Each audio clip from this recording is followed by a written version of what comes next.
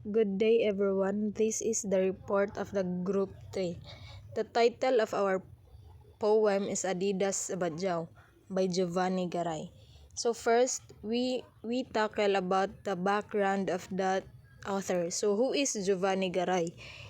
Giovanni Garay graduated at Davao Oriental State College of Science and Technology, City of Mati, with a course of BSc in English.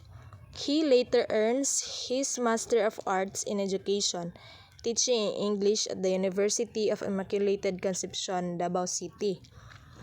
He teaches language and literature at the Davao Oriental State College of Science and Technology, San Isidro Extension Campus.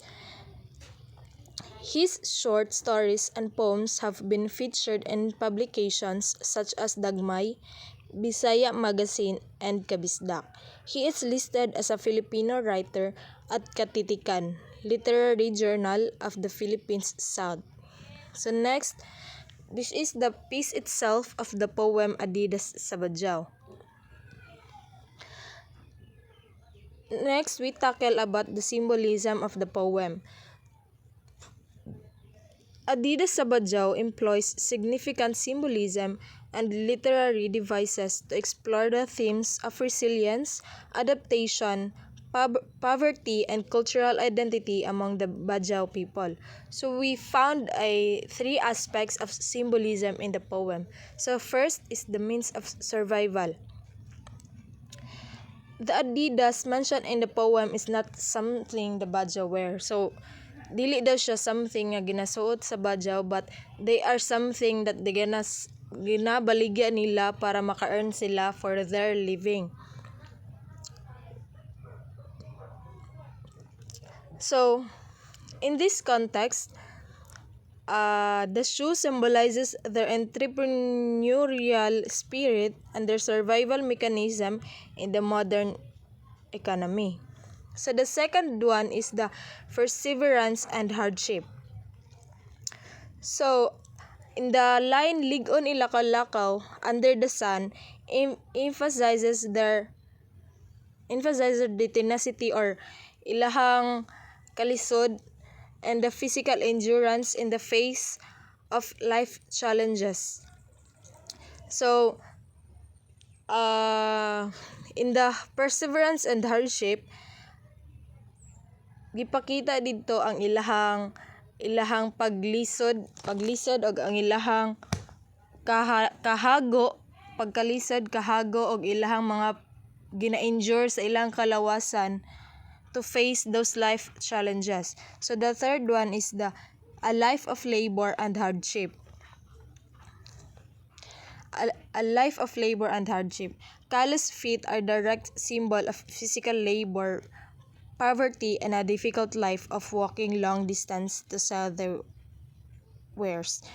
So, giyon diri is ang mga kubal daw sa ilahang tiil is mao ang direct symbol sa ilahang kahago, sa ilang determination, sa ilang kahago, sa kalisod, sa ilang kinabuhi, and the difficult life in walking a long distance para lang mabaligya nila ang ilahang mga baligya.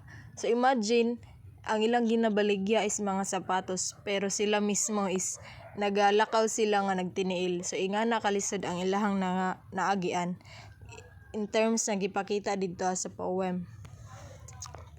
So next is figures of speech. So ang nakita na mo nga types of figures of speech sa poem is only imagery. The poem ay nakita na mo dito as imagery because the poem uses vivid imagery to convey their life. In visual, the image of the Badyaw walking between cities under the sun. So in the line, gikan sila sa Davao hangtod Oriental ilalim sa dalan.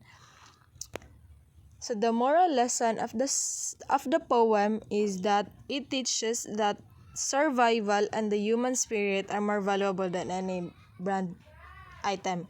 So ana man jud no, so mas valuable jud ang kinabuhi sa tao in terms sa other mga butang diriya sa kalibutan. So the poem honors the Badjao's constant ang ilang kalisod nga naagian as they strive for a simple meal, showing that true strength lies in perseverance against poverty. So ang the poem Adidas sa Badjao, it honors the Badjao's constant and kalisod nga naagian para lang sa isa ka simple meal. It shows that the strength lies in perseverance against poverty. So that's all. Thank you. Bugo.